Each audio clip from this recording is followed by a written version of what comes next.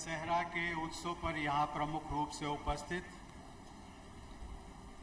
उपराष्ट्रपति श्री एम वेंकैया नायडू जी,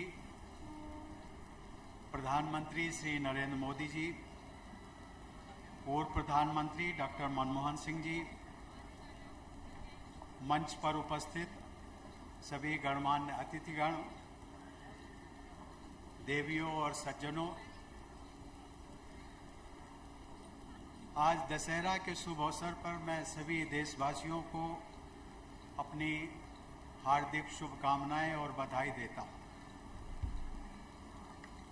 हम सब लोग जानते हैं कि दशहरा अच्छाई की बुराई पर विजय का उत्सव मनाने का पर्व है।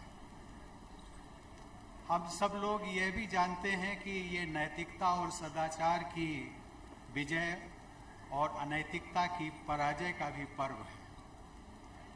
प्रभु राम के जीवन आदर्श आज पूरी मानवता के लिए अत्यधिक प्रासंगिक है।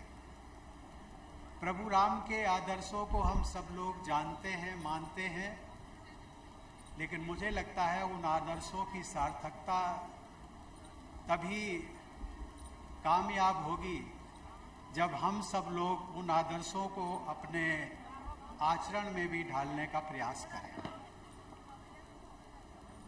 इस समय मुझे प्रभु राम के जीवन से जुड़ा हुआ एक प्रेरणादायी प्रसंग याद आता है, जिसे मैं आप सबके साथ साझा करना चाहता हूं। जिस समय राम सेतु का निर्माण कार्य चल रहा था, हनुमान जी के नेतृत्व में नल, नील, जामवंत, बानर और उनके तमाम सहयोगी सब मिलकर पत्थरों को तोड़कर सेतु निर्माण में लगे थे। उसी समय वहाँ पर कुछ गिलहरियाँ प्रभु राम के पास आती हैं और कहती हैं कि सेतु के निर्माण का कार्य राष्ट्र के निर्माण का कार्य है और इसमें हम सब गिलहरियाँ भी अपना योगदान देना चाहती हैं। प्रभु राम बड़े प्रसन्न हुए और उन्होंने उन सभी गिलहरियों को अनुमति दी। वे सभी गिलहरियां धीरे धीरे पत्थर के छोटे छोटे कणों को लेकर सेतु के निर्माण में अपना योगदान देने लगी। लेकिन उसी समय हनुमान और उनके सभी सहयोगियों ने प्रभु राम से इन गिलहरियों की शिकायत करते हुए कहा कि प्रभु, ये गिलहरियां सेतु निर्माण में सहायक नहीं बल्कि बाधक हैं, क्योंकि हम सबको इस बात का ध्यान रखना पड़ता है कि हमारे पैरों के नीचे कुचल ना जाए। प्रभु राम ने उसी समय गिलहरियों को बुलाकर पूछा, तुम सब इस काम में क्यों लगी हो? तुम्हारे कारण इस सेतु निर्माण में विलंब हो रहा है। इस पर गिलहरियों ने निवेदन किया कि प्रभु, आप ही ने जब इस सेतु के निर्माण के प्रारंभ के दिनों में पूरी बानर सेना को ये प्रेरणा दी थी कि ये सेतु का निर्माण राष्ट्र की अस्मिता और गौरव को संरक्षण और बचाने का कार्य है, इसलिए ये सेतु का निर्माण भी राष्ट्र का निर्माण है।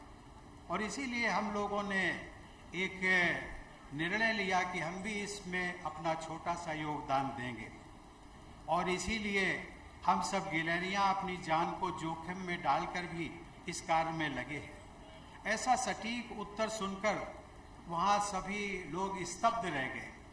इस प्रसंग से हम सबको यही सीख मिलती है कि कोई भी काम या कोई भी व्यक्ति छोटा नहीं होता है।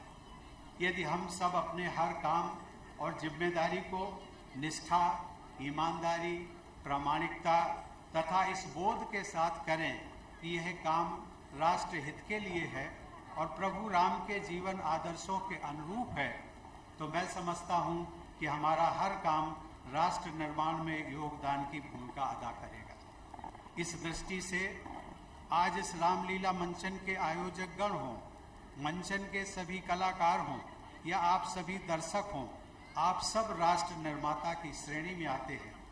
आइए हम सब राष्ट्र के प्रगति और विकास के लिए एकजुट होकर काम करें तथा अस्वच्छता, भ्रष्टाचार, गरीबी, अशिक्षा और आतंकवाद जैसी बुराइयों पर विजय प्राप्त करें।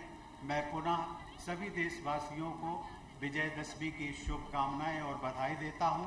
धन्यवाद। जय हिंद।